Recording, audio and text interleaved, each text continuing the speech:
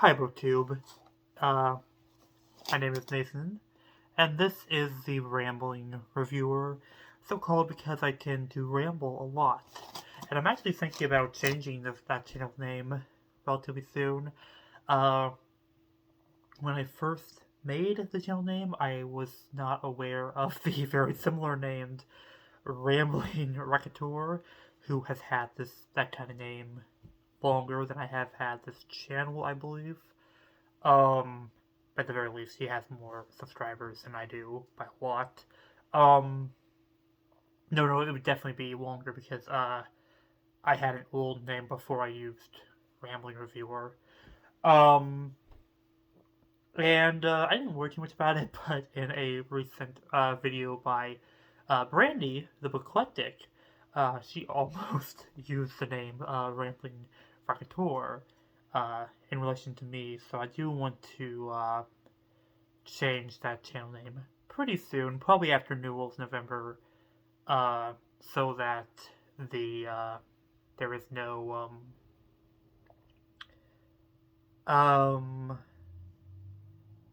miscommunication down the line. Um, but for the time being, I am the rambling reviewer, and so called because I tend to ramble a lot and go off on little tangents. Uh, Today I about to go for work when I found a box on my doorstop. And I know what this box is. This is a box for How for the Holidays, um, which is a book event hosted by Brandy, the book collector who I just mentioned, alongside Scott Danielson, Scott from the Bookish Bryants, and Shawn D. Sandfast. And three of those hosts, Scott, the Bookish Bryant, Shawn, and Brandy, are also co-hosts for New Rules November, which I am hosting, or co-hosting, this year. So this is kind of a exciting thing for both events, How for the Holiday and for New Rules November, because I believe that everything in this box is under 250 pages, which, if you again don't know what that is, the New Rules November, the goal is to read science fiction that is under 250 pages and is hosted by Scott and Becky, the Bookish Bryants, but there are a ton of co-hosts. And also, How for the Holiday is a booktube event, again, hosted by Brandy alongside Scott, and Shawn, with the goal to read two works by Hal Clement, science fiction author, in the months of December, January, and February. No, November, December, and January. Um, so I got this in anticipation for that. And some of these I may read in this month, but most of them I will probably read in the upcoming month. So I've already started to open it, mostly to make sure that it's not a really difficult box to open, because I didn't get a pair of scissors before I made this video. I really should have, but I thought I'd do an unboxing and just look over everything I got. Now, I have not read any of these. The only thing by Hal Clement I've read so far is Noise, which I am almost finished. And yeah. The sender wrapped them in this bubble wrap.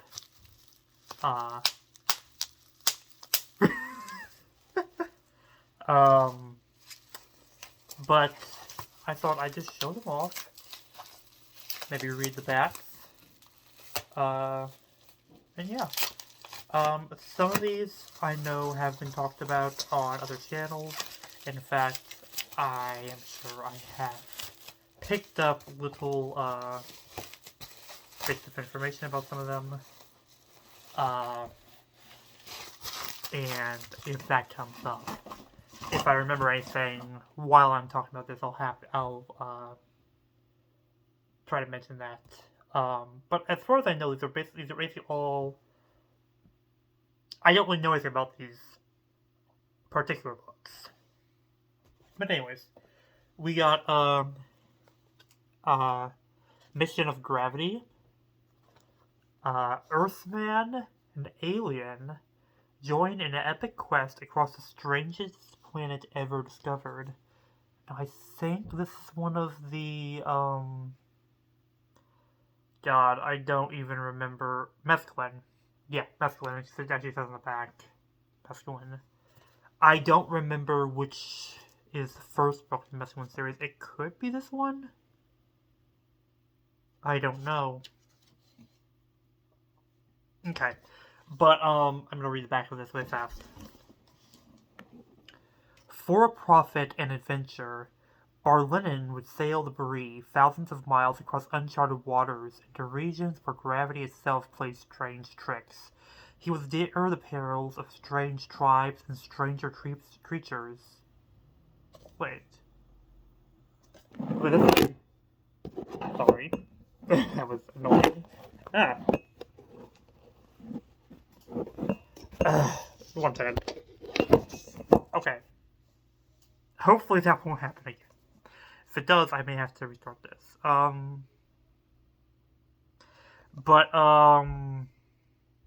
the back it says Captain Courageous, and then underneath it says Mission of Gravity. So, is Captain Courageous... What is Captain Courageous? Is that the name of the character? I'm not sure. Brandy, if you're watching this, help. I don't understand. But I'll keep reading. For a profit and adventure, Barlinin would sail the Bree thousands of miles across uncharted waters into regions where gravity itself played strange tricks. He would dare the perils of strange tribes and stranger creatures, even dicker with those strange creatures beyond the skies, though the concept of another world was unknown to the inhabitants of Mescaline. But in spite of the incredible technology of the strangers, and without regard for their enormous size, Barlinin had the notion of turning the deal to an unsuspected advantage for himself. All in all, a considerable enterprise for a being very much resembling a 15-inch caterpillar. So is Barlinin the 15-inch caterpillar? Because if so, that's an interesting narrator. And then in Mission of Gravity it says, the giant disc-shaped planet of Mescaline and its bizarre yet completely believable inhabitants stand as a unique creation possible only in science fiction at its very best. As a bonus, Hal Clement's classic article Whirligig World, in which he described the origin and development of this fantastic planet, is included in this special edition. Okay, so yeah, in the afterword, there is a little article called Whirligig World, which I guess is, yeah, him explaining the,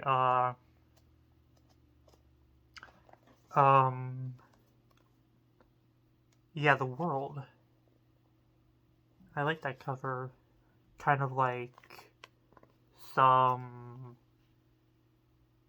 vaguely centipedal robots climbing up a spaceship or a tower of some sort. Not sure. Then we got Close to Critical, which I believe is also part of the Mescaline series. I could be wrong about that though.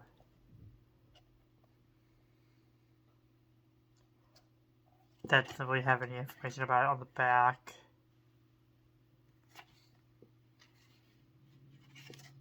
Yeah, it doesn't tell me anything about the book itself, so. But again, we get very similar kind of cover with a UFO. Actually, a very standard looking UFO. When I know that the aliens are supposed to be very, very alien. It was kind of interesting that they went for like the most basic, Independence Day, Plan 9 from outer space, etc. Flying saucer. You got aliens down here that look like, I don't even know, like freaking inchworms with like little wings, and they're holding up torches or something. It's interesting. But yeah. Then we have Natives of Space, which is 3 novelettes by the author of Mission of Gravity. Again, it's actually the same publisher. These are both Ballantine books, while this one is a Del Rey book. The Ballantine books just kind of say very generic stuff about the author's vivid imagination, which, although I am certain to be true, doesn't actually tell me anything about the book itself, so I can't really say much about that. Although, there's another book on the back. That one, the Loafers of Refuge, the kind of dinosaur right there, reminds me very much of the old, I think it was like 50s movie, the Giant Behemoth. If anyone's ever seen that movie, that looks very similar in my mind to that. But yeah, I'm not crazy about this cover though. I mean, it's kind of abstract. So we've got like some kind of bug thing and a vaguely humanoid thing. Is that a moon or a? I don't. It actually looks better in the video than it does when I'm looking at it myself. Well, that's probably because of the light right here, actually. But I don't know. And we got Ice World, which also has somewhat of a goofy cover to it, with this massive alien entity, kind of Galactus-esque, peering over this world, which is conveniently icy. This one's a Del Rey book, so I'm actually going to get a synopsis on this one. Mottled with sinister colors, the planet gleamed in the spacecraft's viewport. Solomon Ken could not believe that such a bleak and icy globe could ever have produced intelligent life. Yet the expedition had contacted natives of some sort when it sent in unmanned landers. More important, smugglers from his own world had begun trading with the natives of that ice world for a new and virulent narcotic, the most dangerous drug ever to come into the universe. And now Solomon Ken wondered what manner of creature could exist on a planet so cold that sulfur was a solid, not a gas, and water actually existed as a liquid. But he couldn't wonder for long, for Ken had to find a way onto the surface of that planet so he could locate the source of that deadly drug. I'm rereading that part where it says and water actually existed as a liquid. I wasn't sure if that was a textual error, or it's supposed to say water does not actually exist as a liquid, or if it's implying that the main character of this book is from a world in which there is no liquid water. I would imagine it wouldn't be a colder planet, it'd be a hotter planet, one in which there is no water save for gas. I'm not sure. Maybe he's from Arrakis. That could be interesting. And then we got Cycle of Fire. And this is a Ballantine book, so let me see. Oh, I actually get a synopsis for this one. Wonderful. But for this one we have, each was a stranger to the other, but which one was the alien? And I do quite like that cover. I will say that is a very pretty stereotypical alien looking to me. And then we got blonde-haired dude there. But Yeah, it's not bad cover. It says, "Do you mean, mused Dar, that you Earthlings do not know when you're going to die?" Nils Kruger was the Earthman, a castaway with a smashed spaceship on the parched surface of the inhospitable planet Aviorman. Dor was his non-human castaway companion, but Nils, a latter-day Robinson Crusoe, quickly learned that his intended Man Friday was a superior creature. They would both die. Typically, Nils the human opted to do something about it. Typically, Dar, who knew the day, date, and hour of his death in advance, opted to do nothing. Which of them was right? Or perhaps both of them were.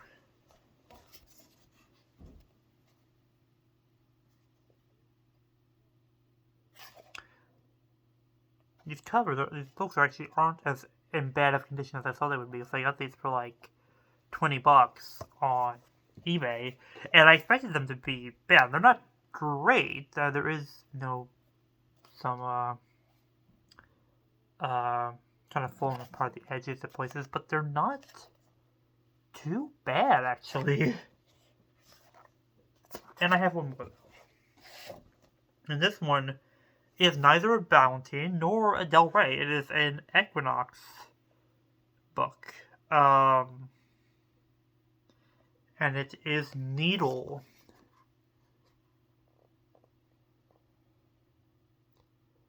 And it says on the back, "A young Robert Kinyard knew something was terribly wrong. First his hands shook, then he heard himself emitting a series of uncontrollable groans. Then at last the thing within him spelled out its message.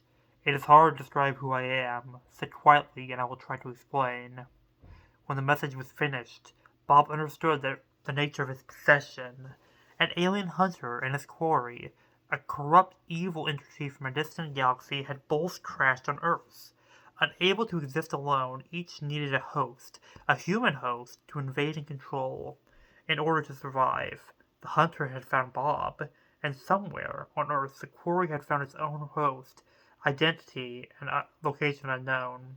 Bob agreed to help the hunter search for its quarry, but it would be like looking for a needle in a haystack, a poisoned needle ready to strike. When Needle was first published, the